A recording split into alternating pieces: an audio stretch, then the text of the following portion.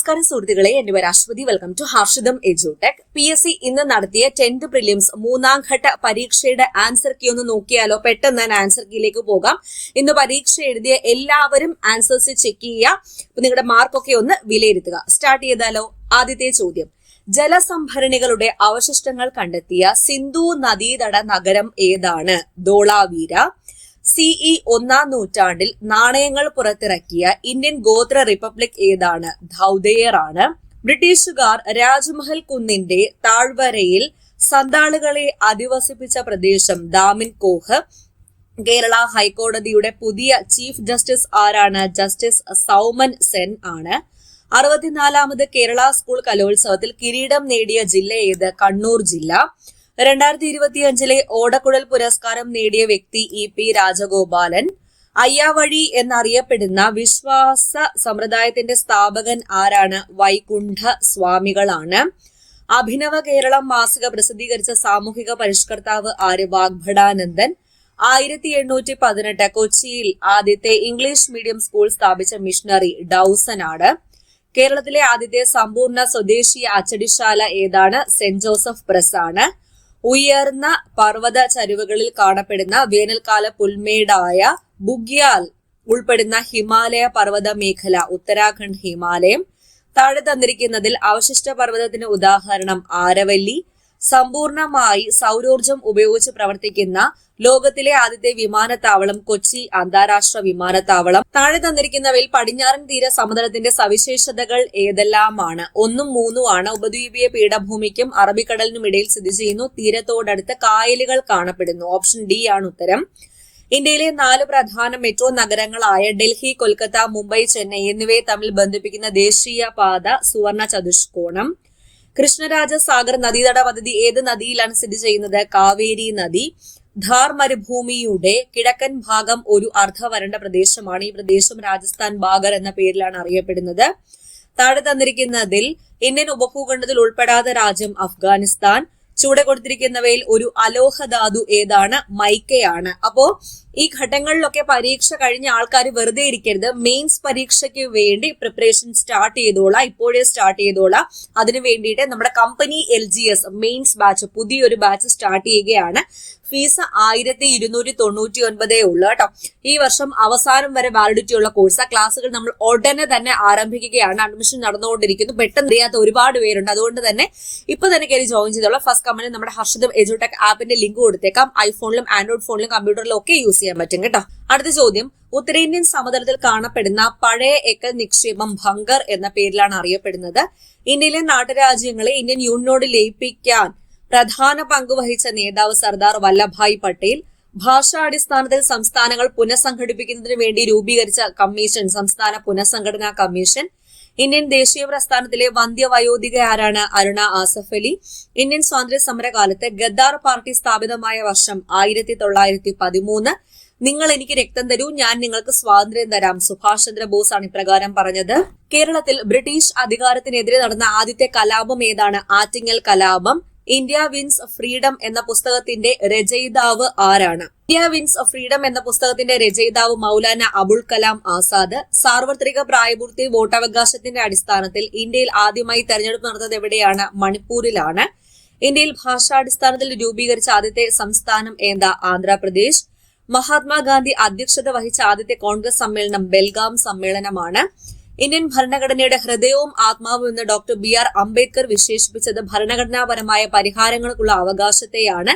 നിങ്ങൾക്ക് ഞാൻ mock test ഇട്ട് തന്നില്ലായിരുന്നു. അതിൽ നിന്ന് ഒരുപാട് ചോദ്യം ചോദിച്ചിട്ടുണ്ട്. 4 മോക്ക് ടെസ്റ്റേ തന്നിട്ടുള്ള. അതിൽ നിന്ന് തന്നെ ഒരുപാട് ചോദ്യം ചോദിച്ചിട്ടുണ്ട്. ആ മോക്ക് ടെസ്റ്റ് അറ്റൻഡ് ചെയ്ത ആൾക്കാർക്ക് അറിയായിരിക്കും അത് എത്രത്തോളം ഉപകാരപ്പെട്ടെന്ന്. അടുത്ത ചോദ്യം: ഏത് ഭരണഘടനാ ഭേദഗതിയിലൂടെയാണ് വിദ്യാഭ്യാസത്തിനുള്ള അവകാശം മൗലിക അവകാശങ്ങളുടെ പട്ടികയിൽ ഉൾപ്പെടുത്തിയത്? 86-ാം ഭരണഘടനാ ഭേദഗതി. മൗലിക കർത്തവ്യങ്ങളെ കുറിച്ച് നിർദ്ദേശങ്ങൾ സമർപ്പിക്കുന്നതിന് വേണ്ടി രൂപീകരിച്ച കമ്മിറ്റി സ്വരൺ സിംഗ് കമ്മിറ്റി. സംസ്ഥാന മനുഷ്യാവകാശ കമ്മീഷൻ അംഗങ്ങളെ നിയമിക്കുന്നത് ആരാണ്? ഗവർണർ ആണ്. മസ്ദൂർ കിസാൻ ശക്തി സംഗതൻ ഏത് സംസ്ഥാനത്താണ് പ്രവർത്തിച്ചിരുന്നത്? രാജസ്ഥാൻ. ഇന്ത്യയിൽ വിവരാവകാശ നിയമം നിലവിൽ വന്ന വർഷം 2005. വിവരാവകാശ നിയമത്തിന്റെ പരിധിയിൽ വരാത്തത് തിരിച്ചറിയുക. കോടതിയുടെ പരിഗണനയിലുള്ള വിഷയങ്ങളാണ്. അന്താരാഷ്ട്ര വേദിയിൽ ഇന്ത്യയുടെ ത്രിവർണ പതാക ആദ്യമായി ഉയർത്തിയത് ആരാണ്? മാഡം ഭിക്കാജി കാമ. ജനഗണമന ഇന്ത്യയുടെ ദേശീയ ഗാനമായി അംഗീകരിച്ചത് ജനുവരി 24, 1950. ഒരു ഉദ്യോഗസ്ഥൻ അർഹതയില്ലാത്ത സ്ഥാനം വഹിക്കുന്നത് തടഞ്ഞുകൊണ്ട് കോടതി പുറപ്പെടുവിക്കുന്ന ഉത്തരവ് ഏതാണ്? കോ വാറണ്ടോ ആണ്. കോ വാറണ്ടോ. കേരളത്തിലെ ചുരങ്ങളുമായി ബന്ധപ്പെട്ട പ്രസ്താവനകളിൽ ശരിയായത് ഏതൊക്കെ? തന്നിരിക്കുന്നതെല്ലാം ശരിയാണ്. താമരശ്ശേരി ചുരം കോഴിക്കോട് ജില്ലയെ കർണാടകത്തിലെ മൈസൂരുമായി ബന്ധിപ്പിക്കുന്നു. നാടുകാണി ചുരം നിലമ്പൂർ ഗൂഡല്ലൂർ വഴി ഊട്ടിയിലേക്ക് നീങ്ങുന്ന പാത. കമ്പം ചുരം തൊടുപുഴ കട്ടപ്പന നെടുങ്കണ്ടം പ്രദേശങ്ങളെ തമിഴ്നാട്ടിലെ കമ്പം മധുര പ്രദേശങ്ങളുമായി ബന്ധിപ്പിക്കുന്നു. ഇടുക്കി ജലവൈദ്യുത പദ്ധതിയുമായി ബന്ധപ്പെട്ട ശരിയായ പ്രസ്താവന. ഇടുക്കി ചെറുതോണി കുളമാവ് എന്നീ ഡാമുകൾ ഇടുക്കി ജലവൈദ്യുത പദ്ധതിയുമായി ബന്ധപ്പെട്ടിരിക്കുന്നു. താഴെ കൊടുത്തിരിക്കുന്നവയിൽ ഇടുക്കി ജില്ലയിൽ മാത്രം ഉൾപ്പെടുന്ന വന്യജീവി സങ്കേതം ചിന്നാർ, ചിമ്മിനി, പെരിയാർ. തന്നിരിക്കുന്നതെല്ലാം ശരിയാണ്. അടുത്ത ചോദ്യം, താഴെ കൊടുത്തിട്ടുള്ളവയിൽ കേരളത്തിന്റെ അടിസ്ഥാന വിവരങ്ങളിൽ ശരിയായത് ഏതൊക്കെ? വയനാട് തമിഴ്നാട് കർണാടക സംസ്ഥാനവുമായി അതിർത്തി പങ്കിടുന്നു എന്നതാണ് ശരി. താഴെ കൊടുത്തിട്ടുള്ളവയിൽ ഭാരതപ്പുഴ കേരളത്തിൽ കൂടി ഒഴുകുന്ന ജില്ലകൾ നമ്മൾ ടെസ്റ്റിലിട്ടതാ കേട്ടോ. പാലക്കാട്, മലപ്പുറം, തൃശൂർ ജില്ലകളിലൂടെയാണ് ഒഴുകുന്നത്. കേരളത്തിലെ ഏറ്റവും ചെറിയ ദേശീയോദ്യാനം പാമ്പാടുംചോല ദേശീയോദ്യാനം. അർജുന അവാർഡ് നേടിയ KC ഏലമ്മയെ കുറിച്ചുള്ള പ്രസ്താവനയിൽ ശരിയായത് ഏതെല്ലാമാണ്? ആദ്യത്തെ മലയാളി വനിതയാണ് വോളിബോൾ കായിക ഇനത്തിൽ പ്രസിദ്ധമായി. 1ഉം 2ഉമാണ് ശരിയായിട്ടുള്ളത്. നെഹ്റു ട്രോഫി വള്ളംകളിയുമായി ബന്ധപ്പെട്ട ശരിയായ പ്രസ്താവനകൾ ഏതൊക്കെ? തന്നിരിക്കുന്ന 3 പ്രസ്താവനകളും ശരിയാണ്. വിയപുരം ചുണ്ടനാണ് നെഹ്റു ട്രോഫി നേടിയ ആദ്യത്തെ ചുണ്ടൻ വള്ളം. വിയപുരം ചുണ്ടനാണ് നെഹ്റു ട്രോഫി വള്ളംകളിയിൽ ഏറ്റവും കൂടുതൽ തവണ ജയിച്ചത്. 71ാമത് നെഹ്റു ട്രോഫി വള്ളംകളി 2025 നടന്നു. ഒരു നദിയും നേരിട്ട് വന്നു ചേരാത്ത കേരളത്തിലെ കായൽ ഏതാണ്? ശാസ്താംകോട്ട കായൽ. 1972 ഇൻഡോ നോർവീജിയൻ ഫിഷറീസ് പ്രോജക്ട് കേരളത്തിലെ ഏത് തുറമുഖത്താണ് ആദ്യമായി നടപ്പിലാക്കിയത്? നീണ്ടകര. മലബാർ കലാപവുമായി ബന്ധപ്പെട്ട ശരിയായ പ്രസ്താവന ഏതൊക്കെയാണ്? എല്ലാം ശരിയാണ്. വാഗൻ ട്രാജഡി, ഖിലാഫത്ത് പ്രസ്ഥാനവുമായി ബന്ധപ്പെട്ട് നടന്ന പ്രക്ഷോഭം, കലാപത്തെ അടിച്ചമർത്താൻ മലബാർ സ്പെഷ്യൽ പോലീസ് രൂപീകരിച്ചു, നിസ്സഹകരണ പ്രസ്ഥാനത്തിന്റെ ഭാഗമായി നടന്ന കലാപം. ചോദ്യം, പണ്ഡിറ്റ് KP കറുപ്പൻ സ്ഥാപിച്ച സമുദായ സംഘടന ഏതാണ്? ബാലസമുദായ പരിഷ്കരണി സഭ. വിദ്യാർത്ഥികളെ ലക്ഷ്യമിട്ട് പ്രവർത്തിക്കുന്ന അന്താരാഷ്ട്ര ലഹരി ശൃംഖലകളെയും അതിന്റെ കണ്ണികളെയും കണ്ടെത്തുക എന്ന ലക്ഷ്യത്തോടെ ആഭ്യന്തര വകുപ്പും കേരള പോലീസും ആരംഭിച്ച ലഹരി വേട്ട ഓപ്പറേഷൻ തൂഫാൻ. പൊയ്കയിൽ ശ്രീ കുമാരഗുരുദേവൻ ആരംഭിച്ച ആത്മീയ പ്രസ്ഥാനം പ്രത്യക്ഷരക്ഷാ ദൈവസഭ. കേരളത്തിൽ ആദ്യമായി പണിമുടക്ക് സമരം സംഘടിപ്പിച്ച സാമൂഹ്യ പരിഷ്കർത്താവ് അയ്യങ്കാളിയാണ്. വയലേരി കുഞ്ഞിക്കണ്ണൻ ഗുരുക്കൾ വാഗ്ഭടാനന്ദൻ എന്ന ബഹുമതി നാമം നൽകിയ സാമൂഹിക പരിഷ്കർത്താവ് അദ്ദേഹത്തിന്റെ ഗുരുവായ ബ്രഹ്മാനന്ദ സ്വാമി ശിവയോഗി തന്നെയാണ്. അടുത്ത ചോദ്യം, താഴെ തന്നിരിക്കുന്നവയിൽ ശ്രീനാരായണ ഗുരുവിനെ സംബന്ധിച്ച ശരിയായ പ്രസ്താവനകൾ ഏതൊക്കെയാണ്? 1ഉം 2ഉം 4ഉമാണ് ശരിയായിട്ടുള്ളത്.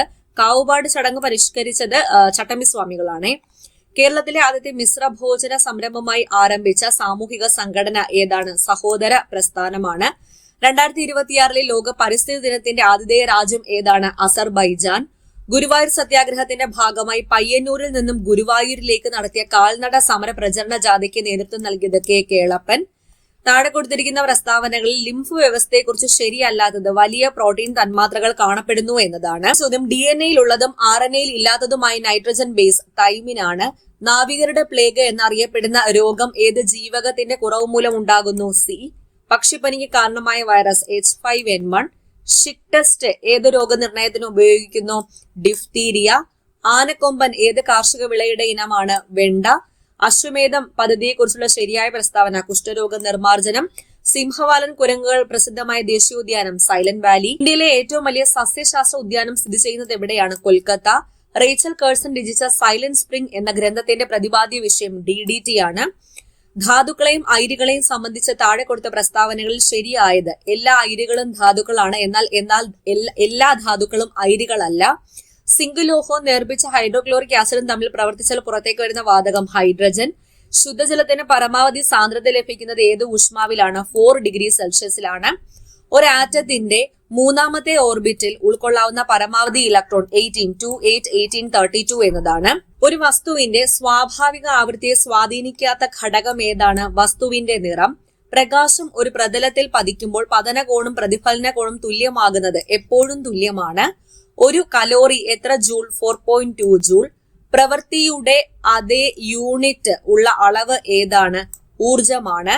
ക്യാൻസർ ചികിത്സയ്ക്ക് ഉപയോഗിക്കുന്ന ഐസോട്ടോപ്പ് കൊബാൾട്ട് 60. അടിസ്ഥാന യൂണിറ്റുകളായ മീറ്റർ, കിലോഗ്രാം, സെക്കൻഡ് എന്നിവ ഉപയോഗിച്ച് പവറിന്റെ യൂണിറ്റ് എഴുതിയാൽ മീറ്റർ പെർ സെക്കൻഡ് സ്ക്വയർ ആണ്. Option C. അടുത്തത് മാത്സ് ആൻഡ് മെന്റലബിലിറ്റി ആണ്. എണ്ണൽ സംഖ്യകളിൽ ആദ്യത്തെ 10 ഇരട്ട സംഖ്യകളുടെ തുക 110. 24, 60 എന്ന സംഖ്യകളുടെ ലസാഗു എത്രയാണ്? 120. 0.061 ഇൻറ്റു 1.3 വാല്യൂ എത്രയാണ്? 0.0793. വർഗവും വർഗമൂലവും തുല്യമായി വരുന്ന എണ്ണൽ സംഖ്യ 1 ആണ്. ആദ്യത്തെ 5 അഖണ്ഡ സംഖ്യകളുടെ ഗുണനഫലം 0 കൂടെ ഉൾപ്പെട്ടതായതുകൊണ്ട് 0. ഒരു കാർ 2 മണിക്കൂർ കൊണ്ട് 120 കിലോമീറ്റർ സഞ്ചരിച്ചാൽ അതിന്റെ വേഗത എത്രയാണ്? 60 കിലോമീറ്റർ പെർ മണിക്കൂർ. 500 രൂപയ്ക്ക് വാങ്ങിയ ഒരു സാധനം 550 രൂപയ്ക്ക് വിറ്റാൽ ലാഭശതമാനം എത്രയാണ്? 10%. 2/7ന്റെയും 1/4ന്റെയും തുക എത്രയാണ്? 15/28. 4 വ്യക്തികളുടെ ശരാശരി പ്രായം 40 ആണ്. പുതിയ ഒരാൾ കൂടി വന്നപ്പോൾ ശരാശരി പ്രായം 45 വർദ്ധിച്ചു എങ്കിൽ പുതിയതായി വന്ന ആളുടെ പ്രായം എത്ര? 65. 60നും 70നും ഇടയിലുള്ള അഭാജ്യ സംഖ്യകളുടെ തുക എത്രയാണ്? 128. 2, 6, 12, 20, 30 ഈ ശ്രേണിയിലെ അടുത്ത പദം കണ്ടെത്തുക. 42 ആണ്. ഒരു സംഖ്യയുടെ 2/3 ഭാഗം 80 ആണെങ്കിൽ സംഖ്യ ഏതാണ്? 120. 15 into 6 plus 120 divided by 4 minus 50 value എത്രയാണ്? 70. 2/10 എത്ര കൂട്ടിയാൽ 2/11 കിട്ടും? 2/10 ആണ്. അച്ഛന്റെയും മകന്റെയും ഇപ്പോഴത്തെ വയസ്സുകൾ തമ്മിലുള്ള അനുപാതം 5:1 ആണ്. 4 വർഷം കഴിഞ്ഞാൽ ഇത് 4:1 ആകുന്നുവെങ്കിൽ അച്ഛന്റെ ഇപ്പോഴത്തെ വയസ്സ് എത്ര? 60 ആണ്. താഴെ തന്നിരിക്കുന്നവയിൽ ഒറ്റയാനെ കണ്ടെത്തുക. ഇവിടെ 42 ആണ്. ബാക്കിയെല്ലാം എന്താ? സ്ക്വയേഴ്സ് ആണ്. അപ്പൊ 42 ആണ് ഒറ്റയാൻ. അടുത്ത ചോദ്യം, ഒരു വാച്ച് 20% നഷ്ടത്തിൽ വിറ്റു, എന്നാൽ വാങ്ങിയ വില എത്രയാണ്? 500 രൂപയാണ്. 8, 11, 14, 17, 20 എന്ന സമാന്തര ശ്രേണിയിലെ ആദ്യത്തെ 20 പദങ്ങളുടെ തുക കണ്ടെത്തുക. 730. ഒരു സംഖ്യയോട് 3 കൂട്ടിയതിന്റെ വർഗം 64 ആയാൽ സംഖ്യ ഏതാണ്? 5 ആണ് സംഖ്യ. ഒരു ക്ലാസ്സിലെ 30 കുട്ടികളുടെ ശരാശരി ഭാരം 35 കിലോഗ്രാം ആണ്. ടീച്ചറെയും ഉൾപ്പെടുത്തിയാൽ ശരാശരി ഭാരം 36 കിലോഗ്രാം ആകും. ടീച്ചറുടെ ഭാരം 66 കിലോഗ്രാം ആണ്. ഓക്കെ, അപ്പോൾ ഇത്രയാണ് ഈ പരീക്ഷയ്ക്ക് ചോദിച്ച 100 ചോദ്യങ്ങൾ. മാർക്കൊക്കെ നോക്കുക. എന്തെങ്കിലും ചോദ്യം ഡൗട്ട് ഉണ്ടെങ്കിൽ അതുകൂടി താഴെ ഒന്ന് പറഞ്ഞേക്കാം. ഓക്കെ, നേരത്തെ പറഞ്ഞതുപോലെ നമ്മുടെ കമ്പനി LGSന്റെ മെയിൻസ് ബാച്ച് ഉടനെ തന്നെ ക്ലാസ്സുകൾ ആരംഭിക്കുന്നു. അഡ്മിഷൻ സ്റ്റാർട്ട് ചെയ്തിട്ടുണ്ട്. അപ്പൊ ജോയിൻ ചെയ്യാൻ താല്പര്യമുള്ളവർക്കൊക്കെ ജോയിൻ ചെയ്യാവുന്നതാണ്. ഏറ്റവും അഫോർഡബിൾ ആയിട്ടുള്ള ഫീസിലാണ് കൊണ്ടുവന്നിരിക്കുന്നത്. ഫസ്റ്റ് കമന്റ് ചെക്ക് ചെയ്ത് കഴിഞ്ഞാൽ ലിങ്ക് കിട്ടും. അപ്പൊ അടുത്ത ഫേസിലെ എക്സാം എഴുതാൻ പോകുന്നവർക്ക് എല്ലാവർക്കും ഓൾ ദി ബെസ്റ്റ്. ഓക്കെ, അപ്പൊ ഈ ആൻസർ എല്ലാവർക്കും ഷെയർ ചെയ്ത് കൊടുത്തേക്കുമല്ലോ. അടുത്ത ക്ലാസ്സിൽ വീണ്ടും കാണാം. Thank you.